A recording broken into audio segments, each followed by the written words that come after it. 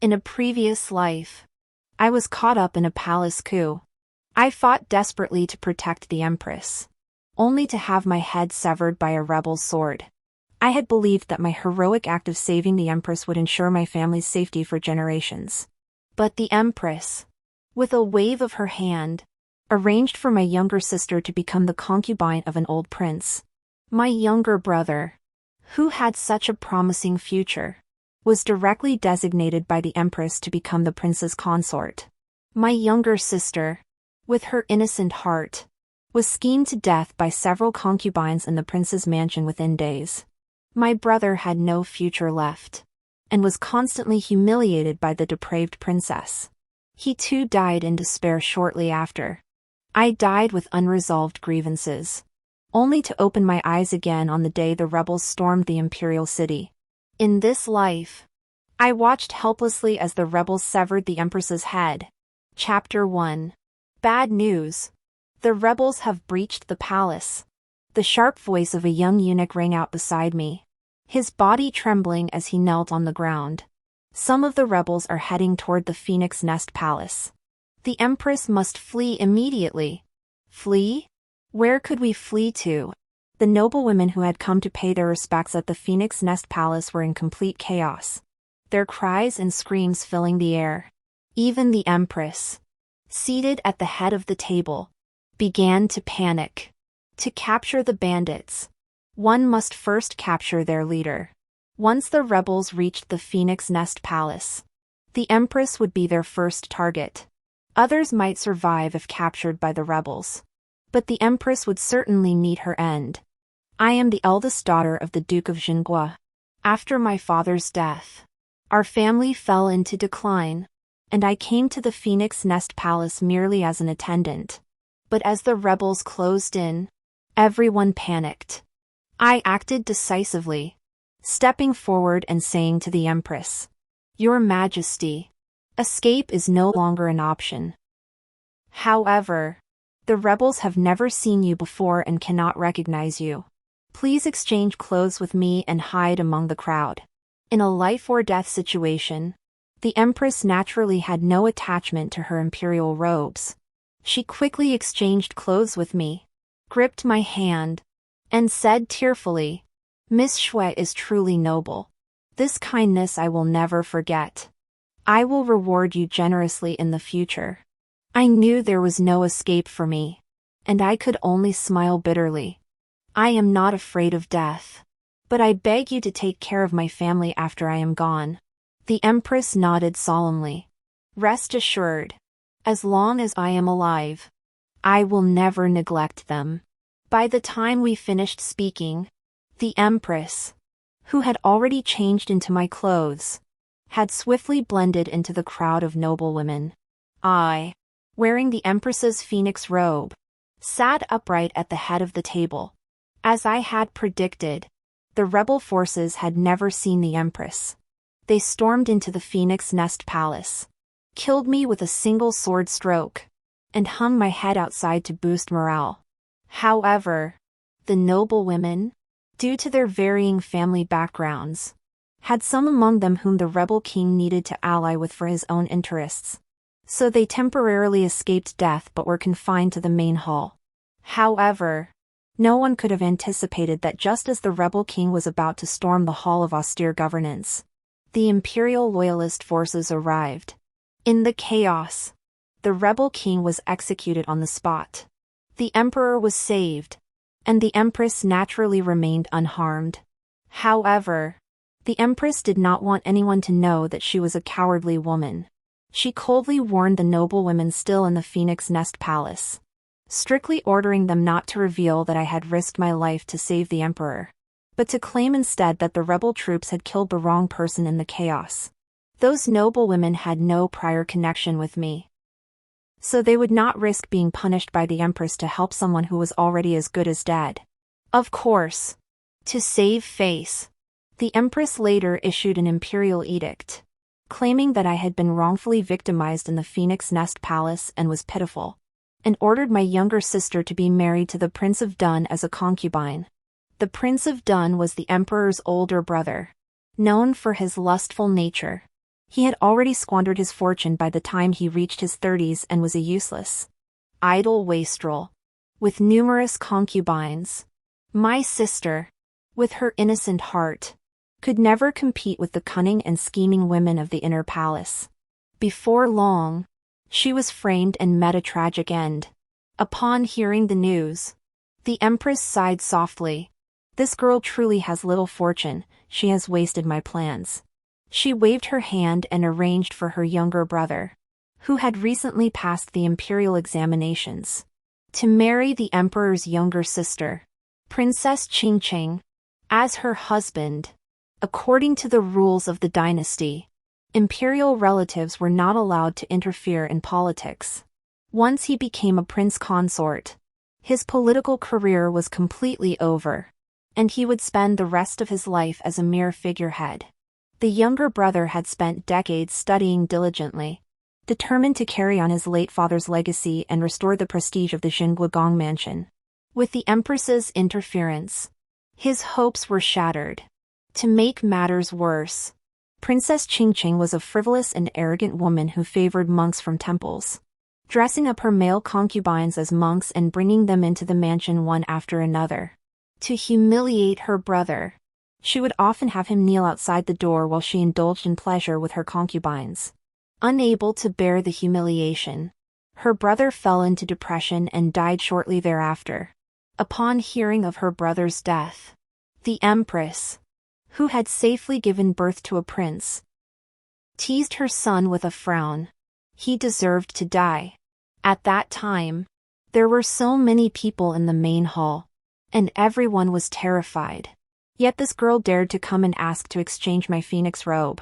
She must have had her eyes on my position as empress from the start. Such a family with such wolfish ambitions can never be good. We must eliminate them completely. When I sacrificed my life to protect the Empress, she was blaming me for wearing her phoenix robe. How absurd. As my thoughts raced, the cries and screams in the main hall grew louder. I indeed stopped my steps toward the Empress, feigning fear and panic, and huddled among the concubines. The Empress wasn't willing to part with her phoenix robe.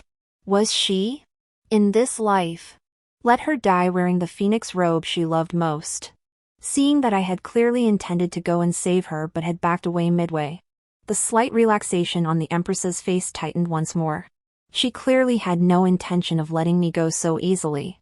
Furrowing her brows, she spoke. Miss Shui, you seemed to have something to say to this palace earlier. Why did you not speak? What else could it be? Of course, I wanted to watch you die with my own eyes. The bone-chilling hatred surged through my veins, making me want to draw my sword and cut off the Empress's head with my own hands. But I couldn't do that. I stepped forward, gathered my robe, and knelt straight. In response to the Empress's question, this servant did not agree with the eunuch's words. I bowed deeply to the Empress. Speaking loudly and clearly, our late Emperor Taizong once said, "The emperor guards the nation's gates, the ruler dies for the state." Empress Su, the Empress's mother, was a heroic woman who set an example for all future generations.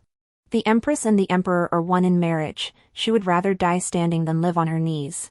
To flee in disgrace at this moment would only invite the ridicule of the world. Though I would never be so foolish as to risk my life to save the Empress, I could not predict whether she might cruelly order innocent palace maids to die in her place. These words were meant to elevate the Empress to a lofty position and completely cut off her path to survival. As my words echoed through the hall, the once chaotic main chamber fell silent, and all eyes turned to me. Seeing that the effect was even better than I had anticipated, I grew even more confident and spoke slowly and deliberately. The Empress is the model of a mother of the nation, like Su Empress reincarnated. Not only would that reckless rebel dare not harm the Empress, but even if he had such a heart, the Empress should kill the rebel herself rather than flee in cowardice.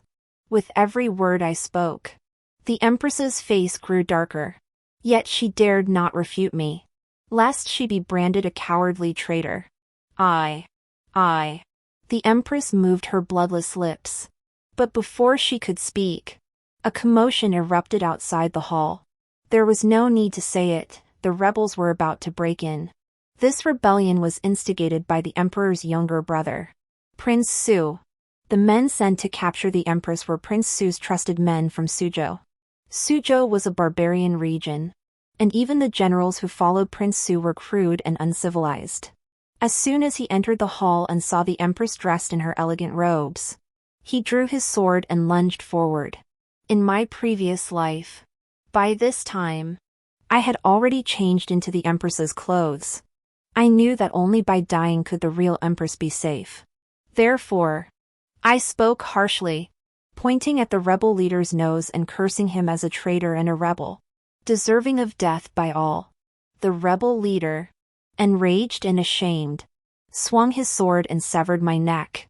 Now, it was not me facing the rebels, but the real empress. Such a cowardly woman. She dared not even curse the rebels, let alone admit her true identity. She trembled and backed away, shaking her head repeatedly and saying, "Sir, please don't be fooled. I am not the empress." The empress's fearful gaze swept over the trembling noblewomen one by one, finally landing on me. She declared resolutely, She is the empress. I was merely a scapegoat pushed forward by her. In my entire life, I had never stepped forward voluntarily, and the empress had chosen me as her scapegoat at the first opportunity. It was simply because I was the most powerless among the women, with no family to rely on, and she could manipulate me as she pleased. But I would not let her have her way. I stood up straight, walked slowly from the crowd to the center of the hall, and looked at the empress with disbelief. "Your Majesty, what are you saying? I am merely the legitimate daughter of the prince of the state. When did I become you? I am the legitimate daughter of the prince of the state. You are cowardly and afraid of death. So you want me to take the blame for you?" The empress looked at the rebel leader's bloodstained blade, her face turning pale, and shouted, "She is the empress! Kill her and use her as a sacrifice." She wasn't stupid, she knew that the sooner I died, the safer she would be. The rebel leader probably hadn't expected such a turn of events. He cast a puzzled glance between me and the empress, unable to decide what to do. It made sense. The founding emperor of our dynasty had decreed that to prevent the daughters of meritorious officials from conspiring with their maternal families to seize power after entering the palace, most of the concubines in the harem were selected from ordinary middle-class families. The empress was merely the daughter of a low-ranking official. Even after spending several years in the palace, her demeanor and speech were no better than mine. Standing beside her, I looked more like the empress. As I watched the rebel leader's face grow increasingly impatient, fearing he might draw his sword and kill both the empress and me at any moment, I took a deep breath and clenched my teeth. We are merely powerless women. Our lives are in your hands. Take us to the emperor, and he will surely discern who his wife is. According to my memories from my previous life, the imperial army would arrive at the imperial city within an hour at most. As long as I could be safely brought to the emperor's side, I would have a better chance of escaping danger. Since I had been given a second chance at life, I would not let myself die so carelessly. Seeing the man hesitate, I smiled slowly. As an emperor, you don't even recognize your own wife. Isn't that more humiliating than killing two weak women with a single stroke? The emperor isn't dead yet, letting the empress cling to life for a little longer isn't such a big deal. The rebel leader was swayed by my words. Gripping his sword tighter, he coldly ordered, "Bring these two women to the hall of austere governance. If anyone deceived me, I'll have her skinned and her bones pulled out." Hearing this, the empress's body trembled visibly. But no one had time to think much about it. The next moment, two soldiers dragged me and the empress out of the Phoenix Nest Palace like we were chickens. In the hall of austere government, the emperor's situation wasn't any better than ours. He had been beaten to a pulp by Shuangwen, lying on the ground like a dog, looking like he had only one breath left. Prince Su sat upright on the dragon throne, writing the abdication edict. Upon hearing the rebel leader's report, he glanced at me and the Empress with interest. The Empress cast a glance at the Emperor's pitiful state on the ground, her resolve growing stronger. She knelt down with a thud. Prince Su, I am not the Empress. I am innocent. For a queen to kneel before a feudal prince was utterly absurd. The Emperor heard his beloved wife's voice, opened his eyes filled with worry, and saw this scene. He stared at the Empress in disbelief. I pretended not to notice the Emperor's expression and shouted at the Empress. Empress! As the mother of the nation and the Emperor's wife, you should rather die standing than live on your knees. Such cowardice leaves no room for honor. The Emperor and the Empress had a deep affection for each other. In the 5 years since their wedding, he had not taken a single concubine. Only by tearing away the Empress's ugly facade in front of the Emperor could he finally give up on her. The Empress glanced at the Emperor and shook her head repeatedly. I am not the Empress. I don't even recognize this person. What did you say? The Emperor never imagined that the woman he had loved and cherished for so many years would deny her identity as the Empress just to save her life. Perhaps he had already seen through the Empress's true nature, but he refused to believe it until she said it herself. Well, the more she denied it, the more he would be certain of his decision. The Empress exchanged a glance with the Emperor, feeling guilty and instinctively wanting to look away. But she forced herself to stay put for the sake of her life. She coldly said, "This servant has entered the palace for the first time today and has never seen the Emperor. I do not know why the Empress ordered this servant to take her place." Prince Su watched the scene with great interest and suddenly kicked the Emperor in the face. Everyone says that the Emperor and the Empress are deeply in love and envy of others. But now it seems that it's not so great after all. This was a way of killing someone's heart. Being able to trample the Emperor into a prisoner and trample his most cherished love into the mud brought double the pleasure. The Emperor had suffered such humiliation. Yet he knew there was no hope of reconciliation with the Empress. He clenched his fingers tightly, then slowly released them, his probing gaze slowly settling on me. And you? Will you give the same answer? Since ancient times, husband and wife are one. If the Emperor does not despise this humble servant, I am willing to live and die with the Emperor. After my father's death and the decline of the Jingguigong mansion, the Xianhou mansion, which had previously been engaged to me, had already broken off the engagement. In this capital city where people climb over each other to climb higher, I had no chance of being married off to a good family. As they say, fortune favors the bold. Since the Empress, that fool, had handed me this opportunity to become the second most powerful person in the empire, I naturally had to seize it. The Emperor studied me intently, as if trying to discern something in my eyes. I showed no signs of fear or resentment, only staring back at him with unwavering resolve, as if I truly intended to accompany him to his death. Very well, my Empress. The Emperor struggled to crawl forward on his knees, took my hand tightly in his, and spoke in a gentle tone. We are about to die together. Are you not afraid? If it benefits the nation, I will risk my life. How could I avoid misfortune or seek fortune? I gripped the Emperor's hand tightly, a sorrowful smile appearing on my face. Your Majesty is the rightful ruler of the realm. If anyone dares to use evil to overthrow the righteous, this lowly slave of a fallen kingdom would never survive alone. To be able to die alongside your Majesty is truly a blessing beyond measure. Such heartfelt words would move anyone who heard them, and the Emperor was no exception. Moreover, he was facing the betrayal of his true love and desperately needed to salvage his reputation. At that moment, I must have held a significant place in his heart. Seeing me admit that I was the Empress, the Empress visibly relaxed and began pleading with the Prince of Su, who was seated on the dragon throne. Prince of Su, you heard it yourself. I am not the Empress. Please spare me. You are a wise woman. Prince Su drew the sword by his side, ran the sharp blade across the Empress's cheek, then suddenly lifted her chin with the tip of the sword, revealing a malicious smile. What a pity! I haven't yet come up with a reason to spare you. What do you suggest? A feudal lord capable of raising an army to rebel is no ignorant fool to be easily deceived. During the standoff, he had already discerned the queen's true identity. He was merely enjoying the spectacle of the emperor being abandoned by everyone, even his own wife.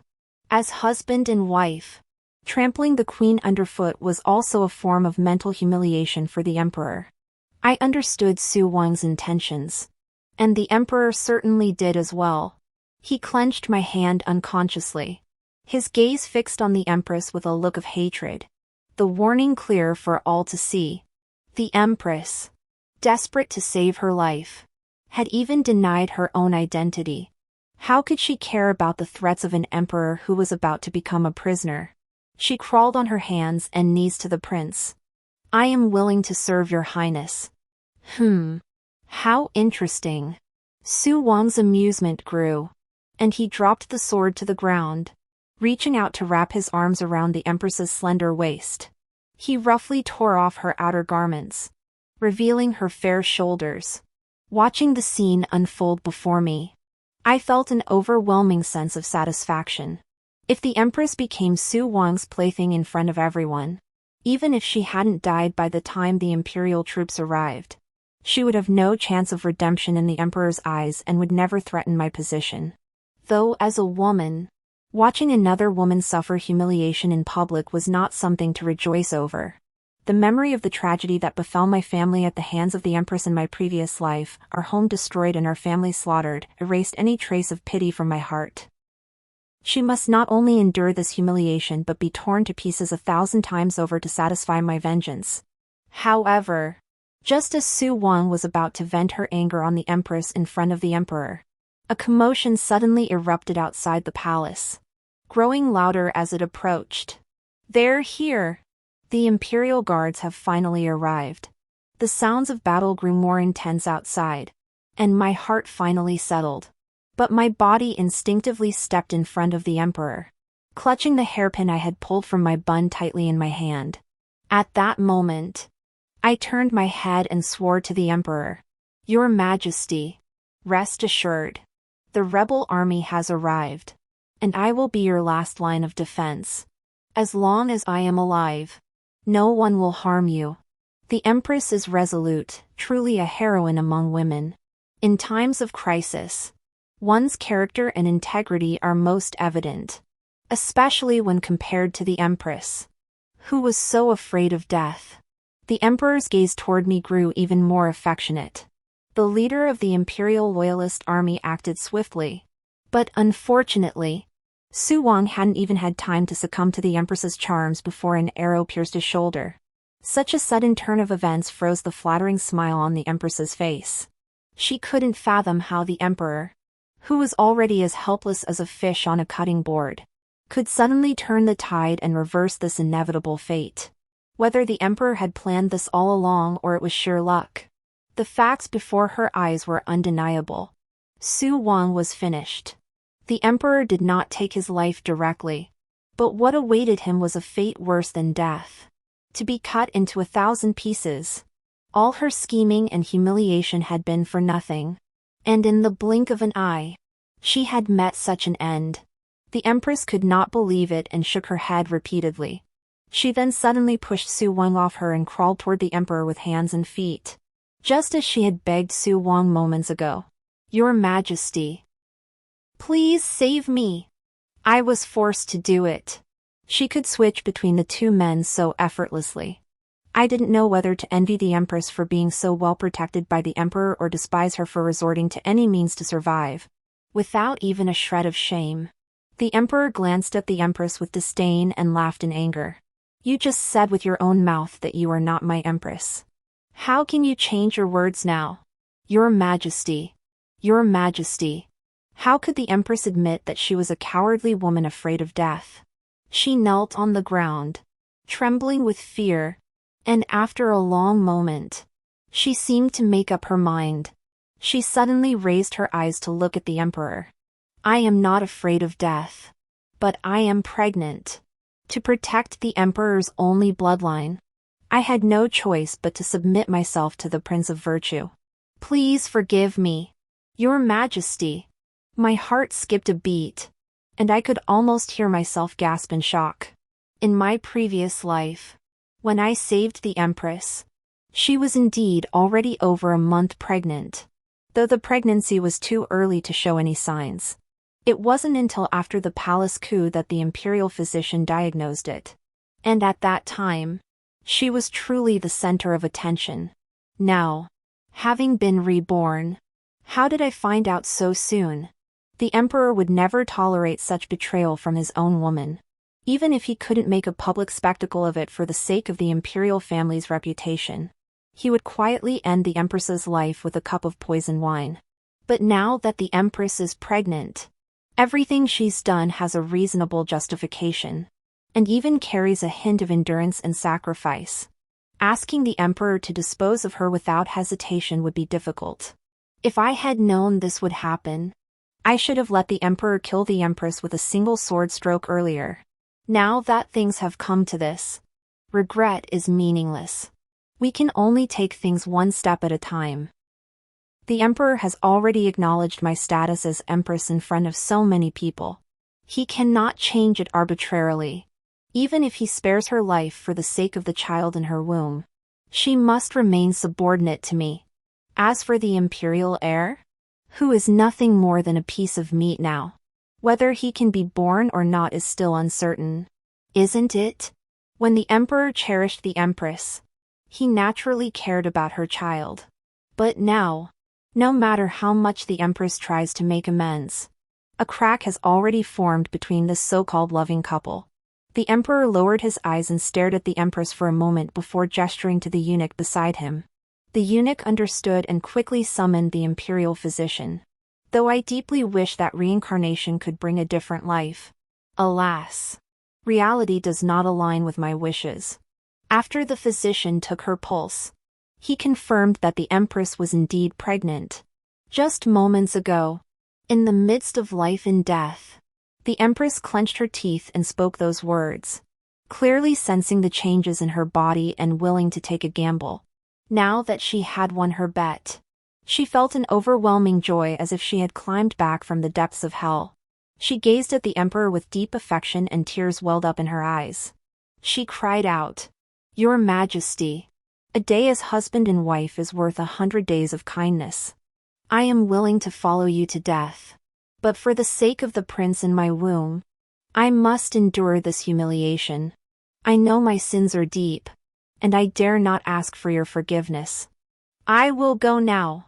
With that, she sprang to her feet and charged toward the pillar nearby with unwavering resolve. She was a ruthless woman. She knew the emperor would never stand by and watch her die while pregnant. This was the best way to escape her predicament. Sure enough, the emperor released my hand and rushed forward to grab the empress. Unfortunately, he was a moment too late. The empress had already collided with the pillar, collapsing limply into the emperor's arms. She didn't want to die, so she hadn't collided with the pillar with all her strength. However, at this critical moment, sustaining an injury to elicit the emperor's pity was far better than dying unscathed. Call the imperial physician. The emperor carried the empress into the inner chambers, where the imperial physician examined her carefully. I composed myself and followed closely behind the emperor into the inner chambers. The empress had already fainted. Out of concern for the royal heir in her womb, the imperial physician dared not administer any medication and instead used silver needles for acupuncture. Upon learning that both the empress and the royal heir were out of danger, the emperor's tense expression eased slightly, and his gaze once again fell upon me. "Empress, how do you think I should handle this matter?" As he spoke, the emperor deliberately emphasized the words empress. His intent to test me was clear. How could I not understand? I immediately gathered my robes and knelt down. Speaking in a firm voice, "Your Majesty is too kind." Earlier, this humble servant claimed the title of empress merely as a temporary measure. hoping to fulfill my loyalty and love for the emperor. How dare I truly covet the position of empress? Please discern the truth. The position of empress was granted to you by me, it stands as my word. This humble servant is unworthy of the empress's title. Please revoke your decree. Your Majesty. The emperor raised his eyebrows slightly, clearly continuing his probing. In that case, would that not be a great injustice to you? To serve the emperor is a blessing I earned in a previous life. How could there be any injustice? My eyes welled up with tears. But my tone was firm after careful consideration. The emperor and the empress are one in marriage. To be loyal to the empress is to be loyal to the emperor. The emperor can tell others that I voluntarily swapped identities with the empress to protect her and the imperial heir, and that I will take full responsibility for any crimes. The empress, in order to save her life, dared not even acknowledge her own identity. If this were to be revealed, the empress would undoubtedly be despised and mocked by the entire realm, and the emperor would also suffer no good. Who knows how many people would gossip behind his back, saying he has a patch of green grass on his head. As the person directly involved, taking all the blame upon myself is naturally a good thing. In this way, the emperor owes me a tremendous favor. The more guilt the emperor feels toward me, the more secure my position will be in the future, and the greater the likelihood of overthrowing the empress and making her wish she were dead. As for my rank, it is still at the emperor's discretion. In this brief moment, I made the choice that was most advantageous to myself. Moreover, I am still so young, possessing a more beautiful appearance and a more composed and serene demeanor than the empress. My thoughtful words brought the emperor great comfort. He smiled slightly and said, "It is best that you think this way. Since that is the case, I shall bestow upon you the title of noble consort. The empress is pregnant and cannot be burdened with duties, so the affairs of the harem shall be under your jurisdiction." After all these twists and turns, this was the best possible outcome. I bowed deeply and spoke slowly. "This servant humbly thanks the emperor." The emperor's word was final. If I insisted, the position of empress would undoubtedly be mine. However, rather than forcing my way to the top and risking the emperor's displeasure, it was better to step back and let him feel guilty toward me. As long as the empress remained, the emperor would inevitably recall the scenes of her gracefully pleasing Prince Su in his presence. The more such emotions accumulated, the more precarious their relationship would become. All I need to do is stay by the emperor's side with tenderness and care, and at the right moment, subtly stir up a little trouble.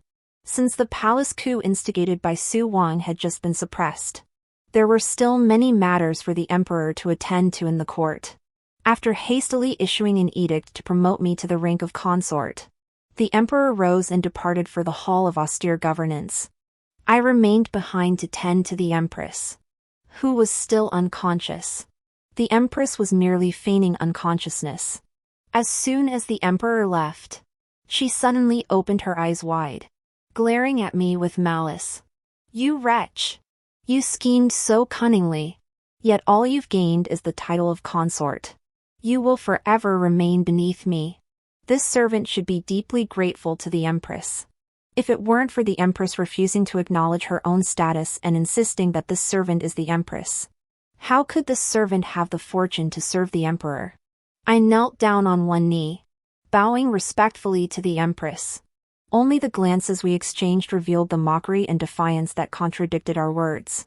To the empress, the title of consort is nothing, but I admire and cherish the emperor so deeply that I cannot bear to see him torn between his royal word and our marital bond.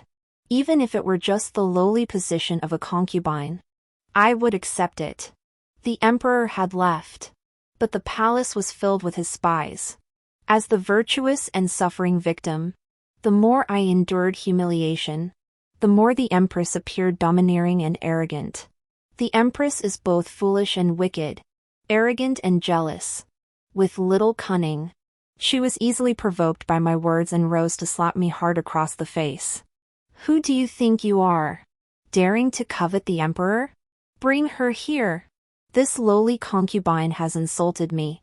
Drag her away and beat her to death with clubs. This was the Empress's usual tactic. Every month, several palace maids were beaten to death in Fengji Palace. But the reasons were always fabricated and covered up. She ruled the harem with impunity, and her father and brothers, relying on their status as imperial relatives, committed countless atrocities. Yet she never restrained them. She merely relied on the emperor's promise of one lifetime, one person to her. Now that this bond has clearly cracked, if she were to play the role of a humble, protective mother, the emperor might still show her mercy for the sake of the child in her womb. But now that she is so arrogant and tyrannical, she is only courting her own destruction. In the Empress's eyes, everyone else is worthless slave, and she can kill them at will if she dislikes them. But she forgets that I am now the emperor's personally appointed concubine, and no one but the emperor can decide my fate. I said nothing, simply kneeling on the ground motionless. The eunuchs and palace maids around her dared not carry out the empress's orders and knelt down to beg her to calm down. Seeing her authority challenged time and again, the empress grew even more enraged and rushed off the bed to slap me several more times, taking advantage of the chaos as the palace attendants rushed forward to stop her. I punched the empress in the chest. She let out an agonizing scream and fainted this time. The palace attendants hurriedly carried the empress back to the Phoenix Nest Palace. Upon hearing that the empress had acted like a madwoman, trying to kill me, the emperor felt deeply sorry for me. After handling state affairs, he personally fetched some ice to apply to the swollen wounds on my face. He sighed deeply and, still subconsciously trying to defend the empress, said, "The empress has a hot temper and a bad disposition. Now that she is pregnant, her emotions are even more unstable. You should avoid her as much as possible." The empress was greatly frightened by the rebel forces. It is only natural for her emotions to be a little agitated. I should understand. I gave the emperor a gentle smile. The affairs of the previous dynasty are complex and numerous. The emperor is already exhausted. There is no need to trouble yourself over such trivial matters in the harem. Inger, I only knew you were strong-willed, but I never expected you to be so understanding. The emperor held my hand with satisfaction, his expression growing even gentler. It is getting late. Let us rest early. After that night, I became the true imperial consort, deeply favored by the emperor. When the imperial edict reached my family, my younger brother and sisters wept with joy. The emperor permitted me to summon my family into the palace to pay their respects. I only told them not to act arrogantly in the slightest and gave them a list. The officials on that list were mostly those who had grudges against the empress's maternal family. They were to secretly establish connections with them so that they could deliver a fatal blow to the empress when the time came. After the rebellion was quelled, the women and children who had been trapped in the Phoenix Nest Palace were naturally released. Before they left the palace, the emperor specially summoned several of the more prominent ladies into the hall of austere government. Needless to say, the first reason was to inquire in detail about what had happened between me and the empress in the Phoenix Nest Palace. The second reason was to ensure they kept their mouths shut and did not reveal a single word. With such strict control, nothing was leaked out for a time. The empress had initially been anxious, but seeing that days had passed without any unfavorable rumors emerging and the emperor had not held her accountable for beating me, she gradually regained her former arrogant demeanor. However, the emperor's growing favor toward me was a thorn in her side. She had come to terms with reality and realized that, given my current status, she couldn't simply have me killed like a eunuch or a palace maid. Thus, she began scheming to find fault with me. But I was careful in everything I said and did, earning an excellent reputation both in the emperor's eyes and among the palace servants. The empress had no way to touch me. I was well aware of the empress's vengeful nature. Taking advantage of the emperor's trust in me to oversee the harem, I secretly placed my own spies in the Phoenix Nest Palace. Soon, one of my spies reported back to me. saying that the Empress had instructed her to use the child in her womb to frame me. The crime of plotting to harm the imperial heir is punishable by death. Even if the Emperor favored me, he could not overlook such a grave offense. The Empress is truly ruthless, willing to sacrifice even the child in her womb to eliminate me. Since that is the case, do not blame me for turning the tables on her. 2 days later, the Empress claimed that her pregnancy had caused her to lose her appetite and asked me to prepare some hawthorn cakes for her. I abandoned my usual avoidance of her and gladly brought the pastries I had made with my own hands to her. The Empress took only one bite of the pastry before she began to convulse, clutching her stomach in agony. She insisted that the pastry I brought was poisoned, ordering the palace attendants to beat me with bamboo boards and send someone to fetch the Emperor. The Empress's child did not survive. When the Emperor arrived, she was already bleeding profusely. The Empress's family truly held me in high regard to eliminate me. They went so far as to procure such a potent poison, and they did not hesitate to use it. The Empress lay on the bed, barely clinging to life, her face streaked with tears, trembling as she pointed at me with her finger. "Your Majesty, the concubine is so wicked. She poisoned the pastries and killed the child in my womb. You must avenge the child." Over the past few days, the Emperor had grown to care for me. He did not believe I was capable of such a thing. But the evidence was clear. I was the prime suspect. He furrowed his brows and looked at me. "Empress, do you have anything to say in your defense? I have never harmed the Empress. Please investigate this matter thoroughly. Your Majesty." The bamboo paddle struck my cheeks with great force, leaving them swollen and red. I gathered my robes and knelt down. Struggling to speak, your humble servant was ordered to assist in managing the 6 palaces. All records of palace attendants entering or leaving the palace are meticulously documented. My attendants have not left the palace for over a month. It is simply impossible for me to have obtained poison. I beg the Emperor to thoroughly investigate this matter and clear my name. If you don't want others to know, don't do it yourself. Such a potent poison isn't something you can just buy anywhere. I had someone keep an eye on the Empress's family and found some clues. But these clues need the Emperor to investigate personally. Only then will he completely lose hope in the Empress. Upon hearing my words, the Empress's emotions flared up. "If it's not you, then who else could it be? Emperor, it was she who harmed our child. We must not let her escape." If this had been before, the Emperor would have heeded the Empress's words without hesitation.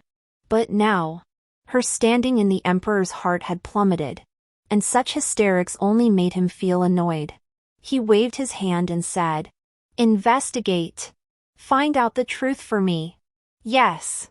After the last rebellion led by Prince Su, the Emperor had secretly cultivated many loyal followers. These individuals were all highly capable, and with the warning I had previously given them, investigating this matter was as easy as turning over one's hand.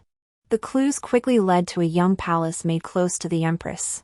This abortion potion was personally administered by the Empress, with the intention of framing the noble consort. The young palace maid knelt on the ground. Trembling with fear, the medicine was given to me by the Empress's elder brother. The Emperor will know upon investigation. The Empress never imagined that her trusted palace maid would suddenly betray her. She stood there dumbfounded, unable even to think of a defense. "Empress, I have always treated you with the utmost respect. Why would you harm me like this?" I slowly let 2 tears fall, wanting to say more. But before I could speak, my vision spun, and I fainted. When I came to, it was already twilight. As I opened my eyes, I saw the Emperor standing by my bed, smiling at me. "Inger, the imperial physician said you are already 2 months pregnant. We have a child." I was still a bit dazed, but upon hearing this news, my eyes lit up with joy and surprise. "Your Majesty, are you speaking the truth?" "Of course it's true. It's almost 2 months already. The emperor looked at me with deep affection. His eyes filled with guilt. Inger, you've suffered so much these past days. Rest assured. I will protect you and our child with all my strength. No one will harm you. As long as the emperor has me in his heart, I will be happy no matter what. I did not mention the matter of being framed by the empress. Nor did I cry and beg the emperor to take my side. Instead, I used my injured hand to gently place the emperor's hand on my abdomen and said, I will give the emperor a healthy child. Good. The emperor spoke softly to me for a while longer before rising to return to the hall of austere government to attend to state affairs. As the emperor left, the smile on my face gradually faded, and my abdomen churned violently. My personal maid hurried forward to rub my back and soothe my breathing. Seeing the bruises on my cheeks, she couldn't help but choke up. Why didn't you tell the emperor earlier that you were pregnant? You wouldn't have had to endure this excruciating pain. I shook my head slightly. A performance must be complete, there can be no exceptions. Indeed, I had known about my pregnancy for some time. To ensure my success in overthrowing the empress, I had been meticulous in my planning, daring not to relax even for a moment. After settling into the palace, I quickly arranged for spies within the Imperial Medical Academy. I had already learned of my pregnancy several days prior. I instructed the imperial physicians to keep it a secret, telling no one else. All for this day, to catch the empress off guard. They say a mother's love is boundless. But the empress, for her own selfish gain, was willing to kill the fetus in her womb and nearly killed my unborn heir. Any of these acts constitutes a capital offense of murdering the imperial heir. Even if the emperor loves her deeply, he would never spare her. Moreover, human affection is finite. The empress's actions over the past few months have eroded the emperor's remaining affection for her, leaving only disgust. This is precisely why I chose to endure humiliation as a concubine rather than jeopardize the empress's position.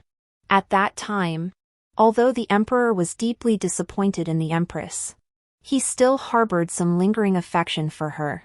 If I had taken advantage of the situation to strike while the iron was hot, the emperor might one day suddenly recall the empress's virtues and direct his anger toward me. It was better to eliminate that possibility from the very beginning. On that day, after returning to the hall of austere governance, the emperor did not issue an edict to depose the empress. Instead, he confined her to the Phoenix Nest Palace and bestowed upon me numerous rare treasures. I stayed in the Lingzhou Palace, focusing on my pregnancy, as if nothing outside mattered. Unfortunately, there are no walls that don't let the wind through. As my favor grew and the empress's treatment in the palace grew colder, the story of how she had been cowardly and self-preserving when faced with rebels, pushing me forward as a scapegoat, spread like wildfire throughout the capital. As the mother of the nation, her cowardice was despised by the people, and the court was soon abuzz with rumors. Several censors submitted memorials to the emperor, urging him to depose the empress. At the same time, Qi Quan, the prefect of Jingzhou, submitted a memorial. It detailed the empress's father and brother's crimes over the years, including oppressing the people, seizing fertile lands, abducting virtuous women, and accepting bribes. Previously, the empress was so favored that even if her maternal family acted arrogantly and tyrannically, the victims had no choice but to endure it. No one dared to speak out against them. Now that the empress had clearly lost her favor, those who had long hated her would naturally seize the opportunity to take a swing at her. As a result, each charge was backed by both witnesses and evidence, leaving no room for doubt. As the emperor reviewed each document, his anger grew with each one. He immediately ordered the empress's father and brothers to be arrested and imprisoned in the Ministry of Justice, with the case to be personally investigated by the Minister of Justice. Once proven guilty, they were to be sent to the death row prison and executed in the autumn. On the same day, the emperor formally deposed the empress, citing her moral failings and unworthiness to serve as the empress and a model for the palace. having caused trouble time and again only to narrowly escape punishment each time. The Empress had been waiting for the Emperor to calm down and come to see her. However, the decree of her dethronement shattered all her illusions. She could not accept the fact that she had fallen out of favor. In a fit of madness, she tore the decree into pieces. Upon learning that her father and brothers were about to be executed and their heads displayed publicly, she completely broke down. Pushing aside the palace attendants, she ran out of the Phoenix Nest Palace, determined to beg the Emperor to revoke his decision. Unfortunately, she was still in the postpartum period, her body weak, and she was quickly caught by palace attendants, who roughly threw her back into the Phoenix Nest Palace. At that moment, I was sitting at a small table by the window, slowly eating bird's nest soup.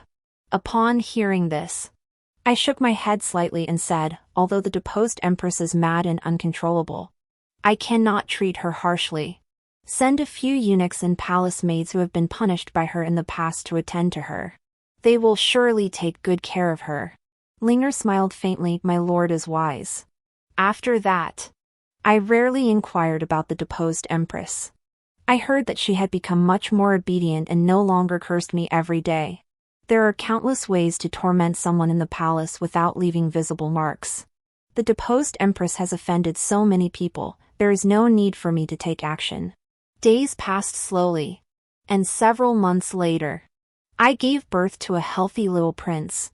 This was the Emperor's first child, and he loved him dearly, personally bestowing the name Juror. On the day the little prince reached 1 month old, I was officially crowned Empress. I finally stood by the Emperor's side, becoming the most honored woman in the world. My younger brother was exceptionally talented. He had already passed the imperial examination with flying colors, becoming the youngest top scholar of the dynasty.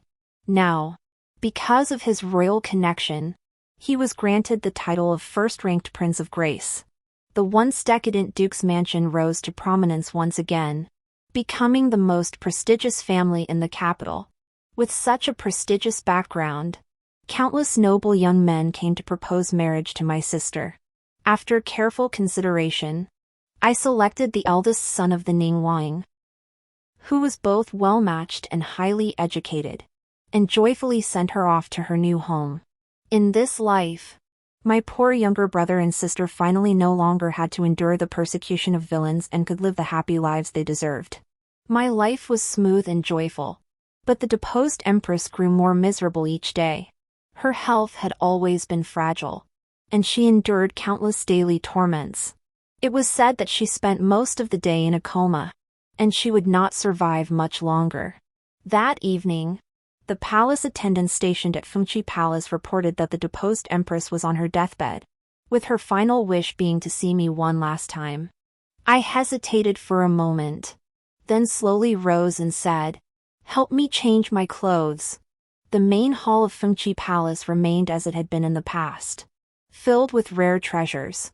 However, without the care of capable palace attendants, these so-called treasures had gradually gathered dust, and the place exuded a sense of death and desolation.